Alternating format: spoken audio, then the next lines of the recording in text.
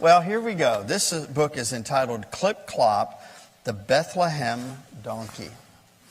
My name is Clop, and this is my amazing story. I witnessed the greatest miracle the world has known. Let me start from the beginning. I belonged to a man named Reuben of the city of Nazareth. Reuben was a cruel master. He often beat me, and I was bigger than the average donkey, so he made me carry heavy loads that I could hardly handle. Look at the heavy load he's carrying. You see that? Wow. One day, he overloaded me with clay water pots. They were so heavy that finally I slipped and fell. The load shifted on my back as I went down and smashed those pots into 1,000 pieces. Reuben was furious. He began to beat me. I tried to get up, but my legs hurt so badly that I couldn't stand. I thought he would surely kill me when all of a sudden, a strong voice said, "Don't hit that donkey another blow." I looked and saw a man holding Reuben's arm in a tight grip. Reuben was mad. You see that? Look at that. The stranger said, "Do you want to sell this animal?" To which Reuben said, "Gladly." The man named a price. "Sold," said Reuben, "and good riddance." Then this man bent over me and began to talk to me, and I understood everything he said. "You won't get any more beatings from me, little fella. But first, let's look at that leg." He took some oil from a pouch on his donkey and began to massage my leg. It hurt at his touch and began to sting and burn. Then, all of a sudden, it began to feel cool. And after a few minutes, he said, "Let's see if you can stand." And immediately I stood. He took me home with him, and every day he treated my leg until it felt strong and well. For the first time, as I walked, I noticed that I made a funny sound on the cobblestone streets of Nazareth. It was a definite clip-clop, I guess. I had gotten into the habit of putting my weight on my three strong legs, and was favoring my injured leg. One day I heard Joseph, that was his name, say to me, "Well, big fella, I've been wanting to give you a name. I'm going to call you Clip-Clop." So from that day until now, I was known as Clip-Clop. Let's see, how do you like that? Okay. Then one day I met Mary. She was a beautiful lady, and I know she must be someone special because of the way Joseph looked at her. Joseph would ride me to Mary's house, and then he would put Mary on my back and walk us out into the countryside. Then they would walk hand in hand across the meadows, running and playing and laughing like children. I knew they loved each other. Then one day Mary told Joseph something that upset Joseph. She told Joseph that an angel had visited her and told her that God had chosen her to be the mother of the long-awaited Messiah. I had heard the people of Nazareth speak of the coming of a Messiah who would be the king of the Jews. Most people looked forward to this event, but Reuben, he used to say, "Poppycock, that's just a bunch of old wives' fables." And now he was to come, and Mary would be the mother of this Messiah who would be called Jesus. Joseph couldn't understand all that Mary was saying to him. He took her back to the city and he told her goodbye. When we left, I could see the tears in his eyes. Joseph was hurt. He began to talk to me. "Why would she do this to me, Clip-Clop?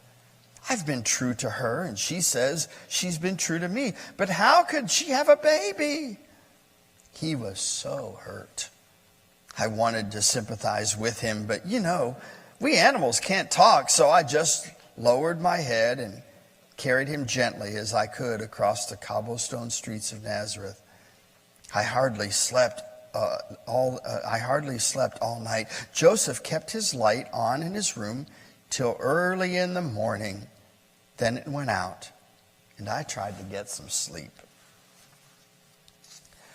Early the next morning, he was up and seemed very excited. Clip, clop, it's all right. I just talked to an angel last night, and he said, don't be afraid to take Mary as your wife.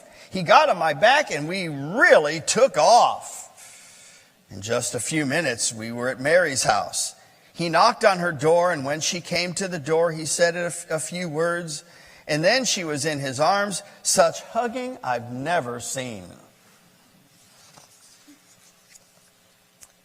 In just a few days, Mary came to live with Joseph, and they lived together as husband and wife. The next few months were happy months, and all the animals were aware of this happiness.